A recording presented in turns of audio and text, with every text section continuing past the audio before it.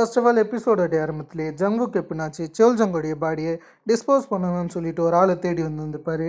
அந்த ஆளுமே இந்தமாரி பாடியெல்லாம் அரைக்கக்கூடிய ஒரு மிஷின் வச்சுருந்துருப்பாரு. அந்த மிஷினில் பாடியெல்லாம் அரைச்சதுக்கப்புறம் இவர் வேகமாக இவருடைய பன்னிகளுக்கு செல் ஜங்கோடைய மிச்ச மீதியை போட்டுறாரு. அந்த பன்னிகளும் அதை சாப்பிட்டுக்கிட்டு இருக்க இதெல்லாம் இருக்கும்போது ஹீரோயினி காமிக்கிறாங்க. அந்த இடத்துல ஹீரோயினி செல் ஜங் இறந்து போயிருந்திருப்பார்ல, எந்த வித பிளட்டும் இருக்கக்கூடாதுன்னு சொல்லிட்டு மொத்தத்தையுமே க்ளீன் பண்ணிக்கிட்டு இருப்பாங்க. அதே சமயம் தான் கரெக்டாக ஜங்குக்குமே வந்திருந்திருப்பாரு. அந்த சமயத்தில் ஜங்குக்குமே பசி எடுக்குதுன்னு சொல்ல சரி நாங்கள் இருக்கிற ராமனை ஹீரோயினி சமைச்சு தராங்க. அந்த சமயத்தில் ஜங்குக்கு என்ன சொல்கிறான்னா, உன்னோடைய அங்கிள் ஷோல் ஜங் சாக ஏற்றவன் தான். ஏன்னா என்னுடைய அப்பாவை பற்றி உனக்கு நல்லாவே தெரியும். என்னுடைய அப்பாவும் இதேமாரி கேம்லிங்க்கு அடிக்ட் ஆனவர் தான். இன்க்ளூடிங் கேம்லிங்க்காக அவர் என்னையும் என்னுடைய அம்மாவையும் கொல்லவே துணிச்சிட்டாரு. ஆனால் இறுதியில் அவர் தான் இறந்து போனார். இந்த கேம்லிங்கிறது எல்லாருமே மோசமான விஷயத்துக்குள்ளார கூப்பிட்டுக்கிட்டு வரும். அதே மாதிரி தான் அவருமே இறந்து போனார். இருந்தாலும் நான் உனக்காக செல் ஜங்கை கொலை பண்ணியிருக்கேன். அதுக்காக எனக்கு ஒரு பரிசு தேவைப்படுது. அதில் உன் பங்குலேருந்து ஒரே ஒரு கோல்டு பாரை மட்டும் நான் எடுத்துக்கிறேன்னு சொல்லிட்டு ஹீரோனிக்கிட்டேருந்து ஒரு கோல்டு பாரை எடுத்துக்க அதை அவங்களும் ஒத்துக்கிறாங்க. அதுக்கப்புறம் தான் ஜங்குக்கு வந்து ஹீரோனிக்கு புது ஐடென்டிட்டியை தராரு. ஆராயணக்கூடிய ஒரு ஐடென்டிட்டியை தந்து இதில் தான் நீ வாழ போகிறேன்னு சொல்லு. இந்த பொண்ணுக்கு என்ன ஆச்சுன்னு ஹீரோயினி கேட்குறாங்க. ஆக்சுவலி இந்த பொண்ணு இறந்து போய் 1 வருஷம் ஆகுதா. இந்த பொண்ணு சூசைட் பண்ணி இறந்து போன்றா ஜங்குக்கு சொல்கிறாரு. இதெல்லாம் கேட்ட ஹீரோயினிக்கு நம்மளால் ஜங்குக்கு சரி மற்றவங்களையும் நம்ப முடியாதுன்னு சொல்லிட்டு ஒரு கார் வாங்குறதுக்கு வராங்க. அந்த இடத்துல முதல் வேலையை காரை வாங்குறது மட்டும் இல்லாமல் நெக்ஸ்ட் இவங்க என்ன சொல்கிறாங்கன்னா, இந்த இடத்துல நீங்கள் சில மேகசின்ஸ் விற்கிறதாகவும் நான் கேள்விப்பட்டேன். இந்தமாரி என்னோடய கண்ணுக்கு மேகசின் தேவைப்படுது. நான் ஒரு பான் ஷாப்பில் வேலை செய்கிறேன். நைட்டு இந்த மாதிரி வேலை செய்யும்போது அதிக ஆட்கள் அந்த இடத்துக்கு வருவாங்க. எனக்கு ரொம்ப பயமாக இருக்குது. அதில் உங்களால் மேகசின் தர முடியுமான்னு சொல்ல அந்தாலுமே கடைசியாக ரொம்ப நேரம் யோசிச்சதுக்கப்புறம் ஹீரோயினிக்கு மேகசின் தராரு. அதுவும் இந்த மேகசினுக்காக இவர் அமௌண்ட் வாங்க கிடையாது. இதை ஹீரோயினிக்கு பரிசாக தரதா சொல்கிறாரு. அதுக்கப்புறம் ஹீரோயினி எப்பயும் போல் அவங்க அம்மாவை பார்க்க போகிறாங்க. அந்த இடத்துல அம்மாவுமே நீ இந்த இடத்துக்கு வராத, திரும்ப செல் ஜங் வந்துட போகிறான், அவன் வந்தானா உனக்கு தான் பிரச்சனை, அதால் இந்த இடத்த விட்டு போயிடுனும் போது அந்த சைடு இருக்க ஹீரோயினி தான் இதுக்கு மேலே இருந்து செல் ஜங் வரமாட்டார், எதை கண்டும் பயிடாதீங்கன்னு இவங்க சொல்லிக்கிட்டு இருக்கும்போது அப்படியே இந்த சீன் கொலம்பியாவுக்கு போகுது. அந்த இடத்துல இருக்க சேர்மேனை காமிக்கிறாங்க. இவர் ஒரு சின்ன மீட்டிங் அட்டன் பண்ணியிருக்காரு. இவருடைய பேர் கியூசியோக்குன்றது. அந்த மீட்டிங்கை ஃபினிஷ் பண்ணதுக்கப்புறம் இவர் கீட்டே கால் பண்ணி என்ன நடந்துச்சு, அந்த சவப்பெட்டியை கண்டுபிடிச்சிங்களா, டோக்கியாங் வாயை திறந்தானான்னு கேட்கும்போது கீட்டே என்ன சொல்கிறான்னா, ஒருவேளை நான் டோக்கியாங்குடைய கதையை முடிச்சுட்டா அப்போ தான் இது மொத்தமே முடிவுக்கு வரும்னு சொல்ல சேர்மேனுமே நீ அவனோட கதையை முடிச்சுனா எப்படி உனக்கு அந்த சவப்பெட்டி கிடைக்கும், நமக்கு முதல் ப்ரையாரிட்டி அந்த சவப்பெட்டி தான் இருக்கணும், அதில் கூடிய சீக்கிரம் அந்த சவப்பெட்டியை கண்டுபிடி, அந்த சவப்பெட்டியை கண்டுபிடிச்சி அதில் இருக்கிறத நீ பார்க்காத, முதல் வேலையாக அதில் என்ன இருக்குன்னு நான் பார்க்குறேன்னு சேர்மேன் சொல்கிறாரு. இதே சமயம் தான் கீட்டேவை பார்க்க ஜின்மேன் வந்திருப்பார். அவர் அந்த சமயத்தில் சர்விலன்ஸ் ஃபுட்டேஜை காமிச்சு கண்டிப்பாக அந்த காரை ஓட்டிக்கிட்டு போனது ஒரு பொண்ணு தான். அவங்க சியாங்சானுக்கு போயிருக்காங்க. அந்த பொண்ணை நான் கடைசியாக கண்டுபிடிச்சிருன்னு சொல்கிறது மட்டும் இல்லாமல் அப்படியே ஒரு யூஜினோடைய ஃபோட்டோவையும் எடுத்து காமிக்கிறாரு. அதாவது யூஜினோடைய காரில் ஒரு ட்ராக்கர் செட் பண்ணியிருக்காங்க. எப்போனாச்சும் யூஜின் இந்தமாரி சியாங்சான் வழியாக போனால் அவங்கள ட்ராக் பண்ணி கோல்டு பார்ஸ் இவர் கண்டுபிடிக்கிறத சொல்கிறாரு. இது நல்ல ஐடியாவை தான் இவருக்கு படுது. அதில் கீட்டே முதல் வேலையாகவே டோக்கியாங்க பார்க்க போகிறாரு. அந்த இடத்துல டோக்கியாங்க கிட்ட யூஜினை பற்றி தெரிஞ்ச இன்ஃபர்மேஷன் பற்றி சொல்கிறாரு. ஒருவேளை நீ அந்த கோல்டு பார்ஸ் எங்கே இருக்குன்னு நீ சொல்லலைன்னா நான் யூஜினை கொலை பண்ணிவிடுவேன்ற மாரி மிரட்டிக்கிட்டு இருக்கேன். அந்த சைடு இருக்கிற டோக்கியாங் வாயை திறக்கிற மாரி தெரியல. அந்த சமயத்தில் தான் கீட்டே என்ன சொல்கிறேன்னா, உன்னை சுற்றி இருக்கக்கூடிய எல்லா பெண்களையும் நான் கொள்வேன், அப்புறம் உன்னை சித்திரவதை பண்ணுவேன், அதுக்கப்புறம் எல்லாமே தெரியுன்ற மாரி டோக்கியாங்க மிரட்டிட்டு அந்த இடத்த விட்டு போயிடுறாரு. ஆனால் டோக்கியாங் கோல்டு பார்ஸ் எங்கே இருக்குன்னு இது வரைக்குமே கீட்டே கிட்ட சொல்லவே கிடையாது. இதுக்கு பேரலாகவே ஹீரோயினை காமிச்சா அவங்க அம்மா கூடவே ஹாஸ்பிட்டலில் தூங்கிட்டு அந்த இடத்த விட்டு இவங்க வெளியே வரலான்னு இருப்பாங்க. அதே சமயம் தான் ஜின்மேனுமே கிராஸ் ஆகி போவார். இவருக்கு திடீர்னு ஹீரோயினி எங்கேயோ பார்த்த மாரி இருக்கேன்னு சொல்லிட்டு ஹீரோயினிக்கு கால் பண்ணுவார். அந்த சமயம் தான் ஹீரோயினுமே லிஃப்ட்டில் போவாங்க. அதே சமயத்தில் ஹாஸ்பிட்டலில் ஒரு சின்ன அனௌன்ஸ்மெண்ட் வர இந்த விஷயங்கள் தெரிஞ்சவனே ஜின்மேன் வேகமாக ஹீரோயினை தேடி வராரு. கடைசியாக தான் இந்த இடத்துக்கு வந்தது ஹீரோயின் என்ற விஷயத்தையும் ஒரு கண்டுபிடிக்கிறாரு. அடுத்த சீனில் யூஜினை காமிக்கிறாங்க. அந்த இடத்துல டோக்கியாங் யூஜின் கால் பண்ணுறது மட்டும் இல்லாமல் நீ இப்போதைக்கு அந்த இடத்துல இருக்கக்கூடாது, உன்னை தேடி சில ஆட்கள் வராங்க, அதால் நீ வேகமாக வெளிநாட்டுக்கு போயிடுன்னு சொன்னால் அந்த இடத்துல யூஜின் என்ன கேட்குறாங்கன்னா, உண்மையாலுமே அந்த சவப்பெட்டிக்குள்ளே என்ன இருந்துச்சு, அதில் இருந்தது ட்ரக்ஸ் கிடையாதுன்னு எனக்கு நல்லாவே தெரியும். ஆரம்பத்தில் எக்ஸ்ரே ஸ்கேனை நான் அதை பண்ணும்போது அதில் சில மெட்டல் பார்ட்ஸ் இருந்த விஷயம் எனக்கு தெரிஞ்சிருக்கு. அப்போனா அதுக்குள்ளார இருக்குது கோல்டு பார்ஸ், அது தானே நீ என்கிட்ட சொல்லுன்னு சொல்ல அதை கேட்ட டோக்கியாங் பெருசாக எதுவும் சொல்லாமல் ஃபோன் காலை கட் பண்ணிடுறாரு. அந்த இடத்துல ஹீரோயினியும் திரும்ப பான் ஷாப்க்கு வந்திருப்பாங்க. அந்த சமயத்தில் அங்கே சில பிளட் இருக்கிறத கவனிக்கிறாங்க. அதை துடைக்கலான்னு பார்க்கும்போது யூஜின் கிட்டேருந்து கால் வருது. ஆனால் இவங்க அந்த காலை அட்டன் பண்ண கிடையாது. அந்த சமயம் தான் யூஜின்மே நீ சாங்சானுக்கு போன விஷயத்தை நான் போலீஸ்கிட்ட சொல்லிவிடுவேன், நீ எனக்கு கால் பண்ணுன்ற மாரி ஹீரோயினை மிரட்ட. அதுக்கப்புறம் ஹீரோயினிக்கு என்ன சொல்கிறதுன்னு தெரியல. சரின்னு சொல்லிட்டு ஹீரோயினி காலை அட்டன் பண்ணுறாங்க. அந்த சமயம் தான் நம்ம 2 பேருமே ஒரு பாரில் சந்திச்சுக்கலான்ற மாரி இந்த சைடு இருக்க யூஜின் சொல்கிறாங்க. அதை கேட்டு ஹீரோயினியும் நைட்டே இவங்கள பாரில் பார்க்க போகிறாங்க. அந்த சமையல் தான் யூஜின்மே நடந்த விஷயத்தை பற்றி சொல்கிறாங்க. அதாவது இவங்களுக்கு டோக்கியாங் கால் பண்ணி உன்னை சில ஆட்கள் தேடி வராங்க, நீ வெளிநாட்டுக்கு போயிடுன்னு சொல்லியிருந்திருப்பார்ல. அதை மொத்தத்தையும் இவங்க சொல்கிறது மட்டும் இல்லாமல் டோக்கியாங் அந்த சவப்பெட்டியில் என்ன இருந்துச்சுன்னு என்கிட்ட சொல்லிட்டா, அதில் இருந்தது கோல்டு பார்ஸ் தானேன்ற மாரி இவங்க இந்த இடத்துல நம்பர் 2 பேர் மட்டும் அந்த கோல்டு பார்ஸை பிரிச்சுக்கலான்னு ஹீரோயின்கிட்ட டீல் பேச, ஆனால் ஹீரோயினி இன்னும் டோக்கியாங் மேலே நம்பிக்கை வச்சுருக்காங்கன்னு நினைக்கிறேன். டோக்கியாங் கண்டிப்பாக அதை பற்றி உங்ககிட்ட சொல்லியிருக்க மாட்டான்னு எனக்கு நல்லாவே தெரியும்னு இவங்க பேசிக்கிட்டு இருக்கும்போது யூஜனுடைய காரில் ட்ராக்கர் வச்சுருந்துருப்பார்ல ஜின்வேனை, அந்த ட்ராக்கரை ஃபாலோ பண்ணி இந்த பாருக்கு வந்துக்கிட்டு இருக்காரு. அந்த சமயம் தான் சியாங்சனுக்கு யூஜின் போயிட்டாங்கன்ற விஷயம் கீட்டேவுக்கு தெரியுது. அதில் கீட்டே வந்து அவருடைய கேங்ஸ்டர் கிட்ட உன்னுடைய ஆட்களை எச்சரிக்கை பண்ணு, அந்த பொண்ணுடைய ஃபோட்டோவை அனுப்புனும் போது சரி அது மொத்த இடத்துலையுமே ஷேர் ஆகுது. இந்த விஷயத்த அதே குரூப்பில் இருக்கிற ஜங்குக்கு பார்க்குறாரு. அதில் ஜங்குக்கு சந்தேகம் வந்து ஹீரோயினிக்கு கால் பண்ணுறாரு. ஆனால் ஹீரோயினி கால் அட்டன் பண்ண கிடையாது. அதுக்குள்ளார ஏகப்பட்ட கேங்ஸ்டர் அந்த பார்க்குள்ளார நுழைஞ்சிட்டாங்க. இந்த இடம் சியாங்சனில் தான் இருக்குது. அதால் தான் இவங்க கண்டுபிடிச்சிருக்காங்க. கடைசியாக தான் அந்த கோல்டு ஷாங்சனுக்கு போச்சு தெரிஞ்சதில்ல. அது மூலியமாக தான் மொத்த ஆட்களும் இந்த இடத்துக்கு வந்திருக்காங்க. ஜங்குக்கு வந்து ரொம்ப நேரமாக ஹீரோயினிக்கு கால் பண்ணதுக்கப்புறம் மெசேஜ் அனுப்புகிறாரு. அந்த இடத்துல ஒரு யூஜனை பற்றி மொத்த விஷயத்தையும் சொல்லி ஹீரோயினிக்கு மெசேஜ் அனுப்ப, அதை பார்த்து ஹீரோயினி யூஜனுக்கு ஆபத்துன்ற விஷயத்தை புரிஞ்சுக்கிறாங்க. முதல் வேலையை யூஜனை காப்பாற்றணும்னு சொல்லிட்டு அங்கே இருக்கக்கூடிய ஆட்கள் கிட்ட இருந்து காப்பாற்றுறாங்க. என்ன பிரச்சனை நடக்குதுன்ற விஷயத்தை பற்றியுமே இவங்க யூஜன் கிட்ட சொல்கிறாங்க. சரின்னு சொல்லிட்டு 2 பேரும் எப்படியோ காருக்குள்ளே போகும்போது அந்த விஷயத்தை ஜின்மேன் நோட்டீஸ் பண்ணிடுறாரு. அந்த இடத்துல ஜின்மேனை முடிக்க ட்ரை பண்ணுறாரு. ஆனால் இவங்கள அவரால் பிடிக்க முடியல. சரின்னு சொல்லிட்டு இவங்க அந்த இடத்த விட்டு எஸ்கேப் ஆயிடுறாங்க. அந்த சமயம் தான் ஹீரோயினி நம்மளை தேடி வர ஆட்கள் தான் அந்த சவப்பெட்டியோட உண்மையான ஓனர், நம்ம அவங்க கிட்டேருந்து தப்பிக்கணும், ஒருவேளை நம்ம அவங்க கிட்ட மாட்டினா என்ன நடக்குன்ற விஷயமே தெரியாதுன்ற மாரி வேகமாக யூஜினை இவங்க பான் ஷாப்க்கு கூட்டிகிட்டு போகலான்னு இருக்காங்க. முதல் வேலையவே யூஜின் உன்னுடைய அம்மா எங்கன்னு கேட்கும்போது அந்த இடத்துல ஹீரோயினி என்னுடைய அம்மா ஹாஸ்பிட்டலில் இருக்காங்கன்னு சொல்ல, அதை கேட்ட யூஜினும் இதுதான் நமக்கு சரியான சமயம்னு ஹீரோயினிக்கு டேசர் ஷாக் தந்துடுறாங்க. அதே இடத்துல ஹீரோயினி மயக்கம் போட்டு விழுந்துடுறாங்க. அதுக்கப்புறம் இவகிட்ட கேட்டால் எதுவும் தெரியாதுன்னு சொல்லிட்டு யூஜின் ஹீரோயினுடைய காருக்குள்ளார போய் அந்த கோல்டு பார்ஸ் எங்கே இருக்குன்ற விஷயத்த தெரிஞ்சுக்கிறாங்க. அதாவது அந்த சியாங்சனில் இருக்கக்கூடிய டனல் தானே இருக்கும், அந்த விஷயத்தை இவங்க தெரிஞ்சுக்க இதே சமயம் தான் ஜங்குக்கு வந்து ரிப்பீட்டடாக ஹீரோயினுக்கு கால் பண்ணிருப்பார். அந்த சமயத்தில் ஹீரோயினுமே ரொம்ப ஸ்ட்ரகிள் எடுத்து அந்த காலை அட்டன் பண்ணுறது மட்டும் இல்லாமல் அதை வேகமாக இவங்க முதுகு பின்னாடி தள்ளி வச்சுருவாங்க, யூஜினுக்கு தெரியக்கூடாதுன்னு சொல்லிட்டு. சரின்னு சொல்லிட்டு அந்த இடத்துக்கு யூஜின் வரது மட்டும் இல்லாமல் நீ சியாங்சனில் இருக்கக்கூடிய அந்த டனல் தானே இதை மறைச்சி வச்சுருக்க, அதில் அதை போய் நான் எடுத்துக்கிறேன்னு சொல்ல, அந்த சமயத்தில் ஹீரோயினோட வாயிலேருந்து துணியுமே எடுக்கப்பட்டிருக்கும். அந்த இடத்துல ஹீரோயினுமே நம்ம 2 பேருமே அதை பிரிச்சுக்கலான்னு சொல்கிறாங்க. ஆனால் யூஜின் அதை கேட்க கிடையாது, மொத்தத்தையுமே இவங்களே எடுத்துக்கலான்னு இருக்காங்க. ஃபோன் காலில் இருக்கனால இந்த விஷயம் ஜங்குக்குமே தெரிஞ்சிருக்கும். அதில் ஜங்குக்கு வேகமாக ஹீரோயினை பார்க்கலாம் இந்த இடத்துக்கு வராரு. ஆனால் இவர் வரதுக்குள்ளார இந்த இடத்த விட்டு எப்படியோ யூஜின் தப்பிச்சிடுறாங்க. அதாவது ஒரு டாக்ஸியை பிடிச்சி இந்த இடத்த விட்டு அவங்க கிளம்பிடுறாங்க. அதுக்கப்புறம் தான் ஜங்குக் இந்த இடத்துக்கு வரவே செய்கிறாரு. அந்த இடத்துல ஜங்குக்குமே ஹீரோயினிக்கு உதவி செய்யணும்னு ட்ரை பண்ணுறாரு. அந்த இடத்துல ஹீரோயினுமே எப்படின்னாச்சு அந்த டனலுக்கு போனோன்னு நடக்கலாம் ட்ரை பண்ணுறாங்க. ஆனால் ஹீரோயினிக்கிட்ட ஸ்ட்ரென்த்து கிடையாது. அதில் ஜங்குக்கு வேகமாக சாங்சனில் இருக்க அந்த டனலுக்கு போகலான்னு இருக்காரு. இவர் ஃபோன் காலில் இருந்ததுனால அந்த கோல்டு பார்ஸ் எங்கே இருக்குன்ற விஷயம் இவருக்கு தெரிஞ்சிருக்கும்.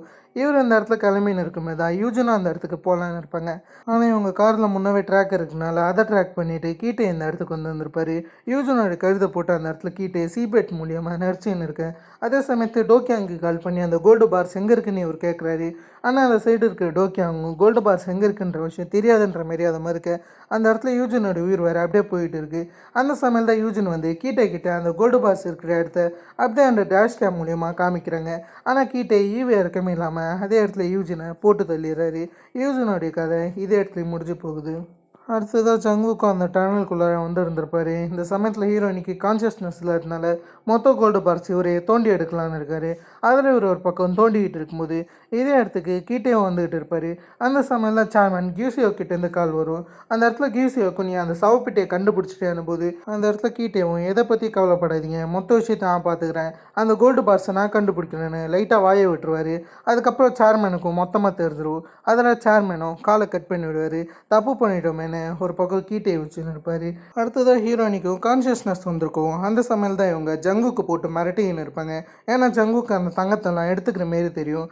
அந்த சமயத்தில் ஹீரோயின் என்ன சொல்கிறாங்கன்னா, நான் உன்னுடைய பங்கு உங்ககிட்ட தந்துடுறேன், ஆனால் நீ திரும்ப என்கிட்ட நெருங்கி வரக்கூடாது, நம்ம 2 பேருக்குள்ளே எந்த வித தொடர்பு இருக்கக்கூடாது, நான் இன்னொரு வாட்டி உன்னை பார்க்கக்கூடாது, உனக்கு தேவையான கோல்டை நான் உனக்கு தந்துடுறேன், இந்த இடத்த விட்டு போயிடுன்ற மாரி அந்த சைடு இருக்க ஜங்குக் கிட்ட சொன்னால் அதே சமயத்தில் தான் கீட்டையும் உள்ளார வந்து வந்திருப்பாரு. அதாவது கீட்டை இந்த டனலை கண்டுபிடிச்சி எப்படியோ வந்துட்டார். சரின்னு அந்த டனல்குள்ளார இவர் வந்து இருக்க இந்த விஷயத்த ஜங்குக் பார்த்துட்டாரு. அதில் ஜங்குக் வந்து வேகமாக காரில் ஏறுறது மட்டும் இல்லாமல் அதே காரை பின்னாடி கொண்டு போகிறாரு. அதே சமயம் தான் கீட்டையும் வந்து இருப்பார். சரின்னு இவங்க கார் மூலியமாக கீட்டையை அடித்து தூக்கிடுறாங்க. அந்த இடத்துல கீட்டை மயக்கத்தில் இருக்கும்போது இவங்க வெளியே கார் ஓட்டிக்கிட்டு போகிறாங்க. அந்த சமயத்தில் தான் யூஜனுடைய கார் முன்னாடி இருக்கும். இதில் தான் கீட்டை வந்து இருந்திருப்பாரு.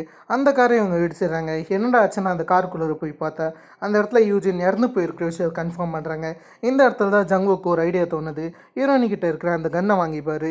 ஹீரோனி முன்னமே இந்த கன்னுக்கான மேகசினில் வச்சுருந்தாங்களே, அது மூலியமாக தான் ஜங்குக்கை மிரட்டி இருந்திருப்பாங்க. அதில் சரின்னு ஜங்குக்கு அதை வாங்கிக்கிட்டு போகிறது மட்டும் இல்லாமல் கீட்டை இவங்களை ஃபாலோ பண்ணக்கூடாதுன்னு கீட்டையை கொல்ல போகிறாரு. அந்த சமயத்தில் ஒரு கன்னை ரீலோட் பண்ண டைம் எடுத்துக்கிறாரு. அந்த சமயத்தில் கீட்டை எழுந்திருக்கிறது மட்டும் இல்லாமல் வேகமாக ஜங்குக்கு அடிச்சுட்டு எப்படி அந்த இடத்த விட்டு எஸ்கேப் ஆகிறது மட்டும் இல்லாமல் யூசனுடைய கார் எங்கே இருந்துச்சோ அந்த இடத்துக்கு வராரு. சரின்னு சொல்லிட்டு அந்த இடத்துல புதுசாக ஒரு கார் இருக்கிற விஷயத்தை நோட்டீஸ் பண்ணுறாரு. இந்த கார் வேறு யாருது கிடையாது, ஹீரோனி இது தான். அந்த காரோடைய நம்பர் பிளேட்டை ஒரு நோட்டீஸ் பண்ணுறது மட்டும் இல்லாமல் எதனாச்சும் கிடைக்குமான்னு சொல்லிட்டு இவர் பார்த்துக்கிட்டு இருக்காரு. அந்த சமயம் தான் அவருக்கு என்னமோ ஒன்று சந்தேகமாக படுது. அதே சமயம் தான் அந்த காருக்கு கீழே ஹீரோனி ஒழிஞ்சுன்னு இருப்பாங்க. திடீர்னு ஹீரோனி யூஜனுடைய ஃபோனுக்கு கால் பண்ண சரின்னு சொல்லிட்டு இந்த காலை அட்டன் பண்ணுறதுக்காக அந்த சைடு இருக்க கீட்டை போயிடுவார். இதெல்லாம் அடுத்துன்னு இருக்கும்போது தான் ஹீரோனி இதான் சரியான சமயம்னு சொல்லிட்டு வேகமாக கார்குள்ளர் ஏறி அந்த இடத்துல எப்படியோ கீட்டையை காட்டம் காமிச்சிட்டு அந்த இடத்த விட்டு தப்பிச்சு போயிருந்திருப்பாங்க. கீட்டையால் இவங்களை பிடிக்க முடியல. எப்படி இந்த பக்கம் ஹீரோயினி தப்பிக்கிறாங்களோ அதே மாதிரி தான் அந்த பக்கம் டோக்கியாங்குமே தப்பிக்க ஆரம்பிச்சிருந்திருப்பாரு. அதாவது டோக்கியாங்க்கு டாக்டர் வந்து ட்ரீட்மெண்ட் பார்க்க வந்துருப்பாரு. அந்த டாக்டரை மிரட்டுறது மட்டும் இல்லாமல் அந்த இடத்த விட்டு டோக்கியாங் தப்பிச்சு போயிருந்திருப்பாரு. இந்த விஷயம் ஜின்மேன் மூலியமாக கீட்டைவுக்கு தெரிய வந்திருக்கும். அது மட்டும் இல்லாமல் கீட்டை ஹீரோயினுடைய நம்பர் பிளேட்டை சொல்கிறது மட்டும் இல்லாமல் அதை ஃபாலோ பண்ண சொல்கிறாரு. ஆக்சுவலி இதே நம்பர் பிளேட்டை முன்னவே ஜின்மேன் பார்த்துருக்காரு. அதில் ஜின்மேனும் பாப்பான்னு சொல்லிட்டு அதை ஒதுக்கிக்கிட்டு தான் இருக்காரு. அந்த சைடு ஹீரோயினியை காமிச்சா அவங்களே எப்படியே தப்பிச்சு வந்துருப்பாங்க. அந்த சமயத்தில் ஜங்குக்கு கால் பண்ணுறது மட்டும் இல்லாமல் நீ என்னை ஏமாற்றிட்டு அப்படியே போகலான்னு நினச்சேன் போது அந்த இடத்துல ஹீரோயினி நான் உங்ககிட்ட என்ன சொன்னேன், நான் இன்னொரு வாட்டி உன்னுடைய முகத்தை பார்க்கக்கூடாதுன்னு சொன்னேன், அப்போ எதுக்கு எனக்கு கால் பண்ணுன்னு கேட்டேன். ஜங்குக்கு என்ன சொல்கிறேன்னா என்னுடைய பேக் உங்ககிட்ட தான் இருக்குது, என்னுடைய பார்ட் ஆஃப் த கோல்டை நீ தான் வச்சுருக்க, அது எனக்கு தேவையில்லையானும் போது ஹீரோயினி நம்ம எப்பயும் சந்திக்கிற பான் ஷாப்பில் சந்திக்கலான்னும் போது தான் அந்த சைடு இருக்குது ஜங்குக்குமே டோக்கியாங் தப்பிச்ச நியூஸை பற்றி சொல்கிறாரு. கண்டிப்பாக டோக்கியாங் உன்னை கான்டாக்ட் போகலாம், நீ எக்காரணம் கொண்டு டோக்கியாங் கிட்ட உன்னுடைய தங்கம் எங்கே இருக்குன்ற விஷயத்த சொல்கிறத அந்த தங்கத்தை நீ மறைச்சி வச்சிரு, யாரையும் நீ எக்காரணம் கொண்டு நம்பதுன்ற மாரி ஹீரோயின் கிட்ட சொல்லு. சரின்னு ஹீரோயினி 2 மொபைல் வச்சுருப்பாங்க. அதில் ஒரு மொபைல் தான் கரெக்டாக டோக்கியாங் மெசேஜ் அமைச்சிருந்துருப்பாரு. அதை அவங்க நோட்டீஸ் பண்ணிட்டு டோக்கியாங்க்கு கால் பண்ணுறாங்க. அந்த இடத்துல டோக்கியாங் முதல்ல எடுத்தோடனே தங்கத்தை ஒழிச்சு வச்சுட்டியான்ற மாதிரி தான் கேட்குறாரு. அந்த சமயத்தில் ஹீரோயினிமே நீ ஒரு ஹோட்டலை புக் பண்ணு, அந்த இடத்துல 2 பேருமே சந்திக்கலாம்னு சொல்லிட்டு இந்த இடத்துல இவங்க 2 பேரும் பேசிக்கிட்டு இருக்காங்க. இதே சமயத்தில் தான் ஜின்மேனை காமிப்பாங்க. அந்த இடத்துல ஹீரோயினி கார் வாங்குறதுக்காக ஒரு இடத்துக்கு வந்துருப்பாங்களே, அந்த இடத்துல ஹீரோயினியோட ஃபோட்டோவை காமிச்சு இவர் பேசிகிட்டு இருக்கேன். அந்த சமயத்தில் தான் ஹீரோயினுடைய ஐடியா ஒரு நோட்டீஸ் பண்ணுறாரு. ஹீரோயினி ஃபேக்கான ஐடியா தான் தந்துருந்துருப்பாங்க. அந்த இடத்துல ஹீரோயினி என்ன பண்ணாங்க ஜின்மேன் கேட்கும்போது எதிர இருக்கிறவமே ஹீரோயினி மாரி கார் வாங்கணும் மட்டும் தான் சொல்கிறாரு. ஹீரோயினி ஆக்சுவலி மேகசின்ஸும் வாங்கியிருந்திருப்பாங்க. ஆனால் அதை பற்றி ஒரு ஜின்மேன் கிட்ட ஒரு வார்த்தை கூட தரக்கு கிடையாது. இருந்தாலும் திரும்ப ஹீரோயினி காமிக்கிறாங்க. அந்த இடத்துல ஹீரோயினி டோக்கியாங் தான் வாட்ச் பண்ணியிருப்பாங்க. இதே சமயத்தில் தான் டோக்கியாங் வந்து வேற ஒரு விஷயம் பண்ணிருப்பார். அதாவது கம்போடியாவில் இவருக்கு தெரிஞ்ச ஆட்கள் மூலியமாக எப்படினாச்சும் கோல்டு பார்ஸ் விற்கலான்னு சொல்லிட்டு இவர் தனியாக டீல் பேசிக்கிட்டு இருப்பார். இதுக்கு எதிர் பில்டிங்லேயே தான் ஹீரோயினி ஒரு ரூம் வாங்கியிருந்திருப்பாங்க. அதில் வந்து மொத்த விஷயத்தையுமே பார்த்துட்டு தான் இருப்பாங்க. அந்த இடத்துல ஹீரோயினுமே டோக்கியாங்க்கு கால் பண்ணி பேசுறது மட்டும் இல்லாமல் யூஜின் இறந்து போன விஷயத்தை பற்றி டோக்கியாங் கிட்ட சொல்ல அந்த விஷயம் டோக்கியாங்க்கு முன்னவே தெரியும்னு சொல்கிறாரு. ஆக்சுவலி முன்னவே கீட்டே கால் பண்ணியிருந்திருப்பார்ல, அந்த சமயத்தில் இவர்கிட்ட கூட கோல்டு பார்ஸ் எங்கன்னு கேட்டிருந்திருப்பாரு. அந்த சமயத்தில் இவர் தெரியலன்னு சொல்லியிருந்திருப்பாரு. அந்த மொத்த இன்சிடென்ட்டை பற்றி ஹீரோயினி கிட்ட சொல்ல அதுக்கப்புறம் தான் ஹீரோயினி யூஜின் சொன்ன மொத்த விஷயத்தையுமே சொல்கிறாங்க. அதாவது டோக்கியாங் இவங்களை சீட் பண்ணுறது அந்த மாதிரியான விஷயங்களை யூஜின் சொல்லியிருந்திருப்பாங்களே, அதெல்லாம் சொல்லும்போது அந்த இடத்துல டோக்கியாங் அது எதையுமே நீ நம்பாத, அது மொத்தமே பொய்ன்னு சொல்லும்போது அந்த இடத்துல ஹீரோயினுமே நம்ம 2 பேரும் இதோட புரிஞ்சுக்கலாம், அது மட்டும் இல்லாமல் அந்த கோல்டு பார்ஸை நம்ம 2 பேரும் பாதி பாதியாக எடுத்துக்கலாம்னு சொல்லிட்டு இவங்க 2 பேருமே தனியாக ஒரு சின்ன டீல் போட்டுன்னு இருக்காங்க. அதுக்கப்புறம் ஹீரோயினி ஜங்குக்கை பார்க்க போகிறாங்க. அதாவது அவருடைய கோல்டு பார்ஸ் இவங்ககிட்ட தானே இருக்கும், அதை தரதுக்காக தான் அவங்க போகிறாங்க. அந்த சமயத்தில் ஜங்குக்குமே வந்து ஹீரோயினி முன்னாடி கண்ணு காமிச்சு மொத்த கோல்டு பார்ஸுமே எங்கன்னு சொல்லிட்டு ஒரு டைமர் எண்ண ஆரம்பிக்கிறாரு. அந்த இடத்துல ஹீரோயினி எந்த வார்த்தையுமே திறக்கிற மாதிரி தெரியல. அந்த இடத்துல ஜங்குக்கு வந்து ஹீரோயினி நம்பிக்கை துரோகம் பண்ணுறான்னு யோசிச்சா அந்த இடத்துல ஒரு ஹீரோயினி சும்மா டெஸ்ட் பண்ணாரா, ஹீரோயினி யாருக்கிட்டனாச்சும் அந்த கோல்டு பார்ஸ் எங்கே இருக்குன்ற விஷயத்த சொல்கிறாங்களான்ற மாரி இவர் ஒரு சின்ன டெஸ்ட் மட்டும் பண்ணியிருக்காரு. சரின்னு சொல்லிட்டு அந்த இடத்துல ஹீரோயினி கிட்ட டோக்கியாங்கை பற்றி இவர் சொல்கிறாரு. அந்த இடத்துல ஹீரோயினி அதை பற்றி ஒன்று யோசிச்சுன்னு இருக்கதா சொல்கிறாங்க. முக்கியமாக இந்த இடத்துல ஜங்குக் ஸ்பெசிஃபிக்காக என்ன சொல்கிறேன்னா நீ எக்காரணம் கொண்டு யாரையும் நம்பிடாதன்ற மாதிரி ஒரு வார்த்தையை மட்டும் சொல்கிறாரு. அந்த இடத்துல ஹீரோயினுமே வேற ஒரு விஷயத்த சொல்கிறாங்க. மேபி கீட்டே வந்து இவங்களுடைய முகத்தை பார்த்துருக்கலான்னும் போது அந்த இடத்துல ஜங்குக்குமே அப்படிலாம் இருக்க வாய்ப்பே கிடையாது. ஒருவேளை அவன் உன்னுடைய முகத்தை பார்த்துருந்தா எல்லாத்துக்கும் எனக்கு தெரிஞ்சிருக்கும். ஆனால் அது ஒன்றும் இங்கே ஒரு மேட்ரு கிடையாது. அவன் ஆட்களோட அந்த இடத்துக்கு வந்திருக்கலாம். அவன் மட்டும் எதுக்கு தனியாக அந்த டனல்குள்ளார வரணும்? இதில் சந்தேகமாக தெரியலையானும் போது அந்த இடத்துல ஹீரோயினுமே ஒருவேளை மொத்த கோல்டு பார்ஸுமே அவனே எடுத்துக்கலாம்னு நினைக்கிறானும் போது அந்த சமையல் தான் ஜங்குக்கு வந்து சேர்மனை பற்றி மென்ஷன் பண்ணுறாரு. ஹீரோயினுமே சேர்மன் யாருன்னு கேட்கும்போது ஜங்குக்கு இந்த மொத்த கோல்டு பார்ஸோடைய ஓனர் தான் சேர்மன். அவருக்கு மட்டும் இது தெரிஞ்சிச்சுன்னா கீட்டேவை சும்மா விட மாட்டாருன்னு சொல்ல இதே சமையல் தான் சேர்மன் வந்து கொரியாவுக்கு வந்த விஷயத்தை காமிக்கிறாங்க. அவரை பார்க்க கீட்டே போயிருக்காரு. அந்த சமையல் தான் சேர்மன் ஒரு கன்ஸ்ட்ரக்ஷன் ஏரியாவுக்கு கீட்டேவை கூட்டிகிட்டு போகிறது மட்டும் இல்லாமல் அதில் இருக்கக்கூடிய ஒரு பள்ளத்தில் தள்ளி விட்றாரு. அந்த சமயத்தில் இவர் கீட்டே மேலே ஒன்று கூட ஆரம்பிக்கிறாரு. இவர் ஸ்பெசிஃபிக்காக என்ன கேட்குறான்னா அந்த சவப்பீட்டைக்குள்ளார கோல்டு பார்ஸ் இந்த விஷயம் உனக்கு எப்படி தெரியுன்ற மாதிரி கீட்டே கேட்டால் அந்த இடத்துல கீட்டேவுமே இந்த விஷயத்த ஜின்மேன் தானே சொல்லி வந்திருப்பாரு. இதை சொன்னது ஜின்மேனுன்ற மாதிரி சொல்ல அந்த சமையல் தான் இங்கே இருக்கக்கூடிய சேர்மனுக்கு புரியுது. ஓ உங்கள் கூட வேலை செய்கிற அந்த போலீஸ் ஆஃபீஸரை பற்றி சொல்கிறேன். அவளாம் எனக்கு ஒரு ஆளே கிடையாது. இருந்தாலும் நான் உன்னை பொழைக்க விடலான்னு இருக்கேன்னு நினைக்கிறேன். ஏன்னா இப்போதைக்கு நீ ஒன்றும் எனக்கு தேவைப்பட கிடையாது. நான் போக போக ரொம்ப நல்லவன் ஆகிட்டு வரேன்னு நினைக்கிறேன். சரி உன்னை வெளியிடுங்கன்ற மாரி அந்த இடத்த விட்டு சேர்மன் போயிடுறாரு. அதுக்கப்புறம் ஜின்மேனுக்கு ஒரு சின்ன சந்தேகம் வந்துருந்துருக்கும். அதாவது ஹீரோயினுடைய அம்மா எங்கே அட்மிட் பண்ணியிருக்காங்க, யார் ஹீரோயினுடைய அம்மாவுடைய கார்டியன் ஒரு செக் பண்ணுறாரு. அந்த சமையல் தான் இவருக்கு ஹீரோயினுடைய ஃபேக் நேம் தெரிய வருது. இந்த நேமை இவர் முன்னவே தெரிஞ்சிருந்திருப்பார். அதில் இவங்க கிட்ட போய் ஹீரோயினை பற்றி எதனாச்சும் கேட்கலான்ற மாரி அந்த இடத்துல ஹீரோயினுடைய அம்மாவுக்கிட்ட போய் வேணுமே ஹீரோயினை பற்றி போட்டு வாங்க ட்ரை பண்ணுறாரு. அந்த சமயத்தில் ஹீரோயினி உங்களுடைய பொண்ணான்ற மாதிரி ஜின்மேன் கேட்க அந்த சைடு இருக்க ஹீரோயினியோட அம்மாவும் அவள் ஜஸ்ட் என்னுடைய நீஸுன்ற மாதிரி சொல்ல உங்களுக்கு என்ன நியூஸ்மே இருந்த மாரி எனக்கு தெரியல. இருந்தாலும் அது விஷயம் கிடையாது. இப்போதைக்கு அவங்க எங்கே இருக்காங்கன்ற மாரி தொடர்ந்து ஒரு ஹீரோயினை பற்றி கேட்டுக்கிட்டு இருக்கு. இது லைட்டாக ஹீரோயினுடைய அம்மாவுக்கு சந்தேகம் வருது. அதில் இவங்களும் என்ன கேட்குறாங்கன்னா அவள் எதனாச்சும் கேம்லிங் பண்ணிட்டாளா இல்லைன்னா கொலை பண்ணிட்டாளான்ற மாரி அந்த மாரி யோசிக்க அதெல்லாம் கிடையாதுன்னு சொல்லிட்டு ஜின்மேன் அதை டோட்டலாக மறுக்கிறது மட்டும் இல்லாமல் அப்படியே அவங்கக்கிட்ட சில விஷயங்களை மட்டும் பேசிட்டு யாருக்குமே தெரியாமல் அந்த இடத்துல ஒரு சின்ன ட்ராக்கர் வச்சிடுறாரு. மேபி ஹீரோயினி வந்தால் தெரியணுன்றதுக்காக. திரும்ப ஹீரோயினிக்கு டோக்கியாங் கால் பண்ணியிருந்திருப்பாரு. அந்த இடத்துல டோக்கியாங்குமே நம்ம 2 பேருமே பிரிச்சுக்கலாம் நீ சொல்கிற, அதெல்லாம் செட்டே ஆகாதுன்ற மாரி இவர் பேசிக்கிட்டு இருக்காரு. ஆனால் ஹீரோயினிக்கு டோக்கியாங் மேலே நம்பிக்கை வருது. அந்த இடத்துல ஹீரோயினி ஷிப்மெண்ட் மூலியமாக தப்பிக்கலான்னு இருக்காங்க. டோக்கியாங் வந்து ஏர்போர்ட் மூலியமாக தப்பிக்கலான்னு சொல்லியிருந்திருப்பாரு. ஆனால் ஹீரோயினி ஷிப்மெண்ட் அணுகுறாங்க. எனக்கு சில ஆட்களை தெரியும், அது மூலியமாக நம்ம ஷிப்மெண்ட் மூலியமாக தப்பிச்சிடலாம், நீ எதை பற்றி கவலைப்படாத. ஒன்ஸ் நம்ம வெளிநாட்டுக்கு போனால் நம்ம 2 பேருமே இந்த கோல்டு பார்ஸை பிரிச்சுக்கலாம், நான் உனக்கு அந்த கோல்டு பார்ஸில் பாதி தரேன்ற மாரி இவங்க பேசிக்கிட்டு இருக்கேன். அந்த இடத்துல டோக்கியோங்கால் இதை ஏற்றுக்கவே முடியல. இருந்தாலும் இவருக்கு வேறு டிசிஷன் கிடையாது. கடைசியாக தான் அதை ஒத்துக்கிறாரு. இது மொத்தத்தையுமே வெளியே இருந்து ஜங்குக்குமே கேட்க ஆரம்பிக்கிறாரு. அடுத்ததாக வெடியும் போது ஜங்குக்குமே பெருசாக ஹீரோயினிக்கிட்ட பேச கிடையாது.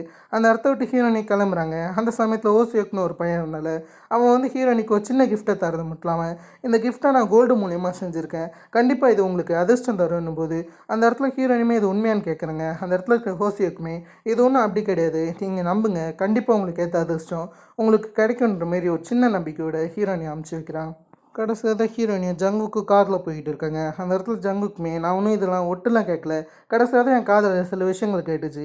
நீ டோக்கியாங்க்கு உன்னுடைய கோல்டு பார்ஸ்லேருந்து பாதி பங்கு தர போகிறதா சொல்கிறேன். அவன் என்ன விஷயத்த பண்ணா, நீ தான் அந்த கோல்டு பார்ஸ்க்காக உன்னுடைய வாழ்க்கையை பணைய வச்சுருக்க, இதெல்லாம் சரிப்பட்டு வருமா? நான் தான் முன்னமே சொன்னேனே நீ யாரையும் நம்பாதன்னு சொல்லிட்டு எதுக்கு திரும்ப அவன்கிட்ட மொத்தத்தையுமே விட்டு கொடுக்குறேன்னு சொன்னான்.